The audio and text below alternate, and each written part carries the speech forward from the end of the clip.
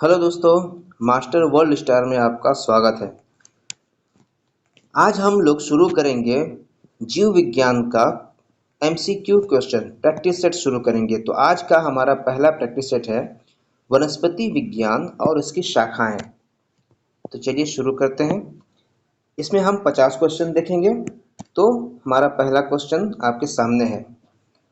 Botany शब्द की उत्पत्ति किस भाषा से हुई है? फ्रेंच, लैटिन, पुर्तगाली या ग्रीक? तो बॉटनी शब्द जो है वो ग्रीक भाषा से हुई है। अगला क्वेश्चन हमारा है, वनस्पति शास्त्र का जनक कौन है? वनस्पति शास्त्र का जनक थियोफ्रेस्टस है, लाइनस है, ट्रेवीरेनस है या प्लाइनी द एल्डर है? तो वनस्पति शास्त्र का जनक माना जाता है थियोफ्रेस्टस को। अगला है, फाइकोलॉजी में किसका अध्ययन किया जाता है? तो फाइकोलॉजी में किसका अध्ययन होगा? शैवाल का, कवक का, पारिस्थितिकी का या विषाणु का? तो फाइकोलॉजी में हम जानते हैं किसका अध्ययन होता है? शैवाल का अध्ययन होता है। अगला है, पर्यावरण का अध्ययन जीव विज्ञान की किस भाषा के अंतर्गत किया जाता है? तो पर्यावरण बिल्कुल नाम से मिलता जुलता मिलेगा आपको। कार्यिकी, आनुवंशिकी, पारिस्थितिकी या वर्गिकी? तो हमारा हो जाएगा इकोलॉजी, बिल्कुल मिलता जुलता पर्यावरण का पारिस्थितिकी। अगला हो हमारा, फूलों के संवर्धन के विज्ञान को क्या कहते हैं? फिनोलॉजी, फ्लोरिकल्चर, एग्रोनॉमी या बॉटनी? तो फूलों के संवर्धन को क्या कहते हैं? फ्लोरिकल्चर। अगला क्वेश्चन हमारा है, डेंड्रोलॉजी का संबंध किससे संबंध है? डेंड्रोलॉजी का संबंध किसके अध्ययन को कहते हैं? डेंड्रोलॉजी कहते मृदा के अध्ययन को, जल के अध्ययन को, काष्ठ वृक्ष के अध्ययन को या वायु के अध्ययन को? डेंड्रोलॉजी कहते हैं काष्ठ वृक्ष अध्ययन को। अगला क्वेश्चन है, पुष्पों का अध्ययन क्या कहलाता है?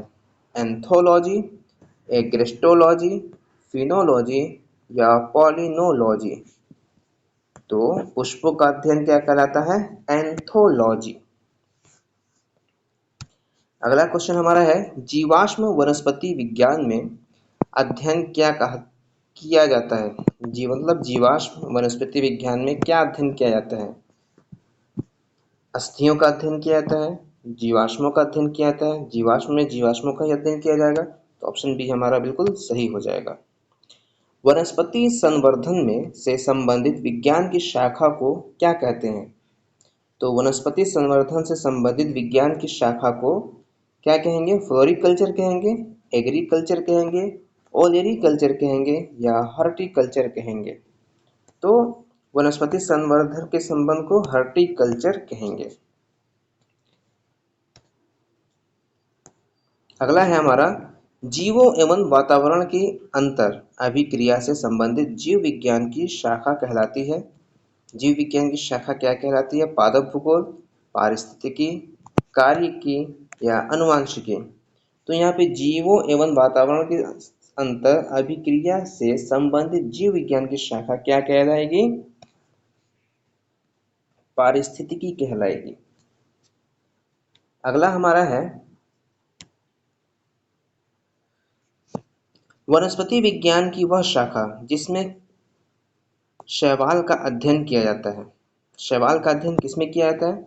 सूक्ष्म जैविक में, माइकोलॉजी में, फाइकोलॉजी में या वर्गिकी में?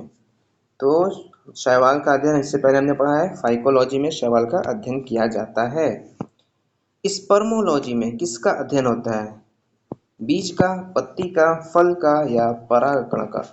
तो स्पर्मोलॉजी में हम जानते हैं बीज का अध्ययन किया जाता है। सिल्वीकल्चर वनस्पति विज्ञान की वह शाखा है जिसमें वर्णन होता है किसका?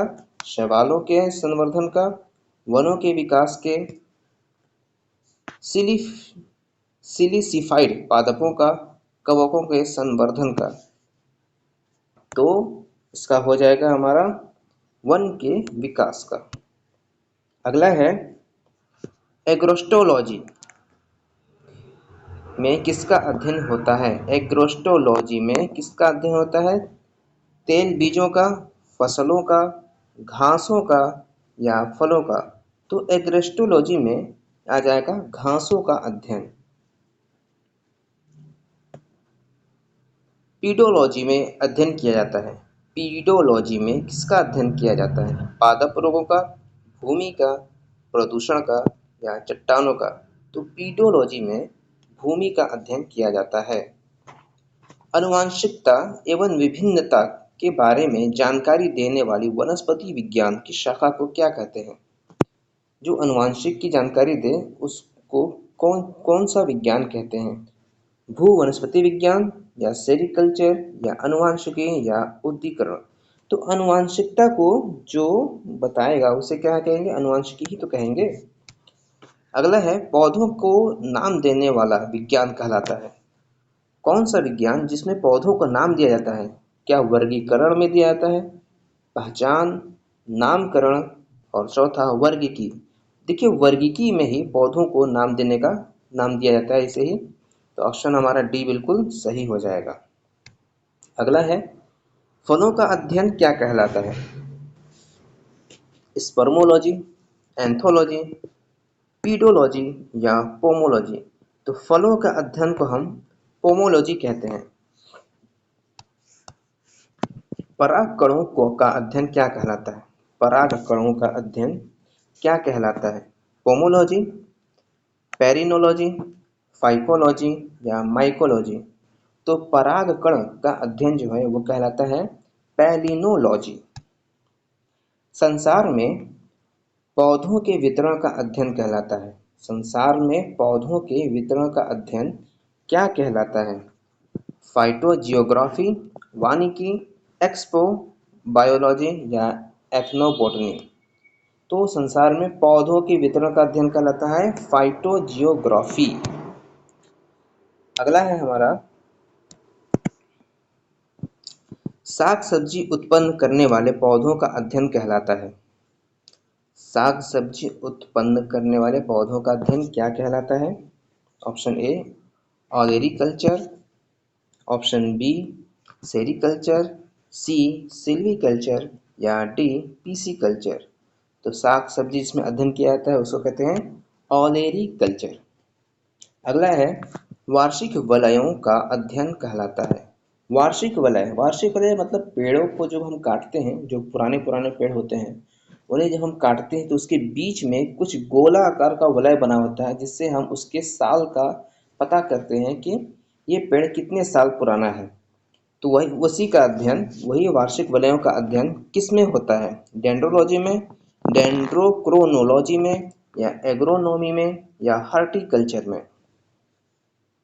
तो इसका ऑप्शन हमारा बी बिल्कुल सही हो जाएगा, डेंड्रोक्रोनोलॉजी। अगला है सजावटी वृक्ष तथा झाड़ियों में संवर्धन से संबंधित अध्ययन क्या कहलाता है? Option A agronomy, option B olericulture, C arboriculture या डी सिल्वीकल्चर?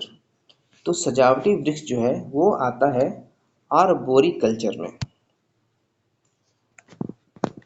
24वां है पौधों की आंतरिक संरचना का अध्ययन। आंतरिक संरचना का अध्ययन, पौधों के आंतरिक संरचना का अध्ययन किसमें किया जाता है? आकारिकी में, वर्गिकी में, शारीरिकी में या भौतिकी में? तो पौधों के आंतरिक संरचना का अध्ययन किया जाता है शारीरिकी में। पादप विज्ञान की शाखा कवक शास्त्र में किसका अध्ययन किया जाता है? पादप विज्ञान की शाखा कवक शास्त्र में किसका अध्ययन होता है? फफूंद का, शब्दार्थ का, कीटों का या पादप का? तो हम जानते हैं पादप विज्ञान की शाखा मतलब कवक शास्त्र में फफूंद का अध्ययन किया जाता है। वृक्ष संवर्धन किसका अध्ययन है?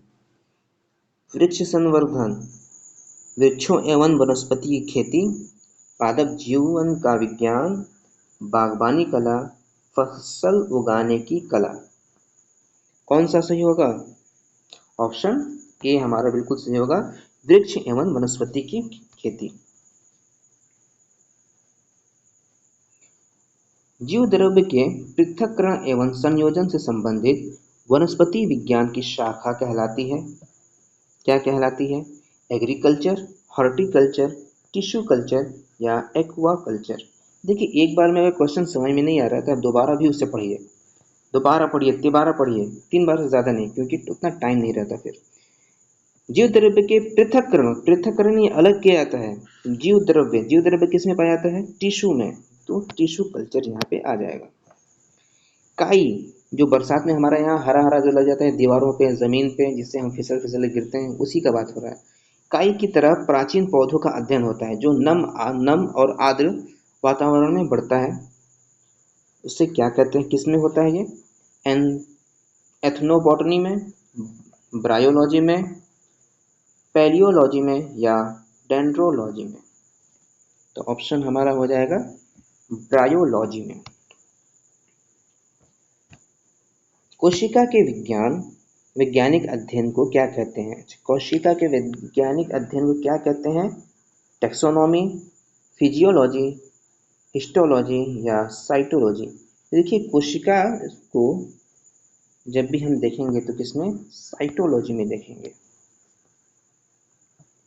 विज्ञान की एक शाखा जो किसी पौधे के जीवन चक्र में समाविष्ट सभी आवधिक घटनाओं के अनुक्रम से संबंधित है, जो कि फसल की वानस्पतिकी और प्रजनन विकास अवधि पर मौसम की गतिशीलता को समझाने की सहायता करती है, उसे क्या कहते हैं? कितना लंबा चौड़ा क्वेश्चन दे दिया है, और ये एसएससी 2020 का क्वेश्चन है। तो विज्ञान की एक शाखा जो किसी पौधे के जीवन चक्र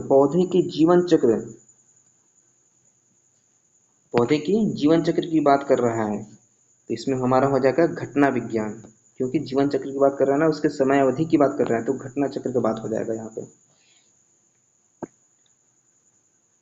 अगला है हमारा जीव विज्ञान की एक शाखा जिसमें कवक का अध्ययन किया जाता है। कवक का अध्ययन क्या कहलाता है? मॉर्फोलॉजी, वायरोलॉजी, माइकोलॉजी या कैलोलॉजी? तो कवक का अध्ययन बहुत ही आसान है और कई बार पूछा हुआ सवाल है। ये आता है मॉर्फोलॉजी में, माइकोलॉजी में, सॉरी गलती हो गया, माइकोलॉजी में।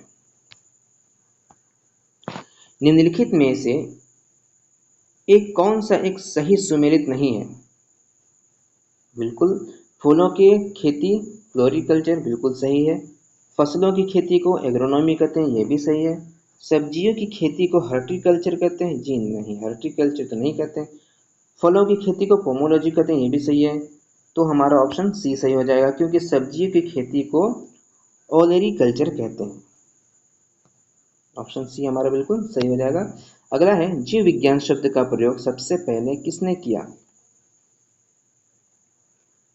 अरस्तु ने, पुरकिंजे ने, वान मॉल ने या लेमार्क तथा ट्रेवीरेनस ने? देखिए, जीव विज्ञान शब्द का सबसे पहले जो प्रयोग किया था वो लेमार्क और ट्रेवीरेनस ने ही किया था, ठीक है, 1801 में। जीव विज्ञान के जनक के नाम से किसे जानते हैं? अब जनक जहां आ गए तो यहाँ पे अरस्तु को छोड़ेंगे नहीं, मार के जाएंगे अरस्तु को। जंतु विज्ञान, जीव हो या जंतु हो, दोनों में आ जाएंगे अरस्तु। एग्रो फॉरेस्ट्री, देखिए एग्रो फॉरेस्ट्री में वनों के लिए वृक्ष लगाना, फसल काटने के बाद वन लगाना, कृषि के साथ साथ उसकी भूमि पर काष्ठीय 12 मासी वृक्ष लगाना। देखिए, एग्रो फॉरेस्ट्री यानी जंगल की भी बात कर रहा है, एग्रीकल्चर और जंगल दोनों की बात कर रहा है, तो मतलब ऐसी जंगल जहाँ कृषि भी हो, तो ऑप्शन सी हमारा बिल्कुल सही हो जाएगा। जीव विज्ञान शब्द का प्रयोग सबसे पहले किसने किया? तो जीव विज्ञान अगर शब्द देखेंगे, ये तो रिपीटेड क्वेश्चन आ गया, लेमार्क और तथा ट्रेवीरेनस ने। जीव विज्ञान के जनक, ये भी रिपीटेड आ गया, अरस्तु। जंतु विज्ञान के जनक, ये भी रिपीटेड आ गया, अरस्तु। चिकित्सा शास्त्र का जनक, हाँ, चिकित्सा शास्त्र के जनक किसे कहते हैं? अरस्तु को, थियोफ्रिस्टस को या हिप्पोक्रेटस को या गैलन को? चिकित्सा शास्त्र का जनक कहा जाता है हिप्पोक्रेटस को।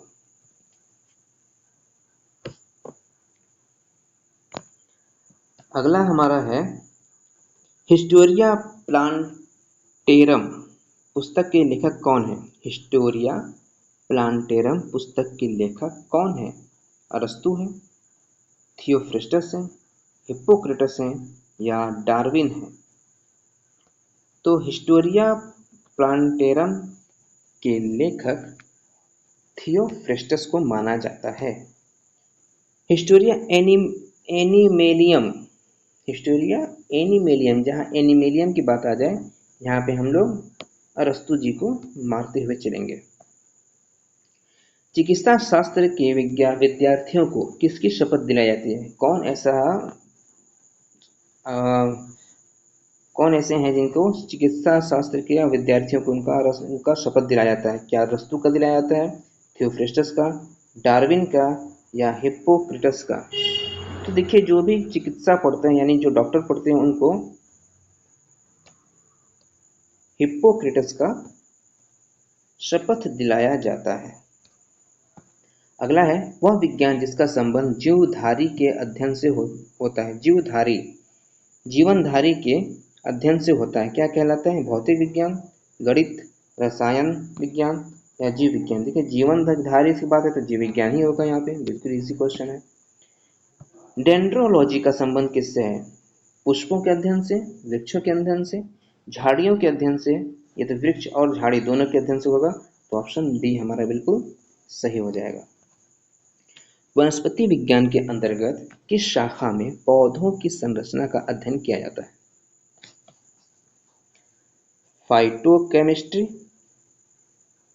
पेलियोबॉटनी, प्लांट फिजियोलॉजी या प्लांट मॉर्फोलॉजी? तो वनस्पति विज्ञान के अंतर्गत किस शाखा का पौधों की संरचना का अध्ययन किया जाता है? पौधों की संरचना, तो प्लांट मॉर्फोलॉजी में। वनस्पति विज्ञान की किस शाखा में पौधों में पाए जाने वाले रसायनों का अध्ययन, यहाँ पे रसायनों का अध्ययन दिया है, फाइटोकेमिस्ट्री, लास्ट में केमिस्ट्री आ गया, रसायन, तो हमारा ऑप्शन बिल्कुल यही हो ही जाएगा। वनस्पति विज्ञान की वह शाखा जो पौधों को जीवाश्मों का अध्ययन कराती है उसे क्या कहते हैं? ठीक है, जीवाश्म का अध्ययन है, तो यहाँ पे मिलता जुलता आ जाएगा पोलियोबॉटनी, तो हमारा बिल्कुल सही हो जाएगा ऑप्शन बी। अगला है, वनस्पति विज्ञान की किस शाखा में पौधों के कार्यों और प्रक्रियाओं का अध्ययन किया जाता है? तो पौधों के कार्य और प्रक्रिया का अध्ययन किसमें होता है? फाइटोकेमिस्ट्री में, पेलियोबॉटनी में, प्लांट फिजियोलॉजी में या प्लांट मॉर्फोलॉजी में? तो हमारा ऑप्शन सी बिल्कुल सही हो जाएगा, प्लांट फिजियोलॉजी में। आज का आखिरी क्वेश्चन हमारा है 50वां नंबर का, उस शाखा को क्या कहते हैं जिसमें पौधों के आनुवंशिकी और विकास का अध्ययन होता है? प्लांट जेनेटिक्स, एग्रोनॉमी, फाइटोपैथोलॉजी या इकोलॉजी? तो देखिए, आनुवंशिक और विकास का जो अध्ययन होता है वो होता है प्लांट जेनेटिक्स में, क्योंकि पौधों की आनुवंशिक का अध्ययन होगा तो प्लांट जेनेटिक्स में होगा।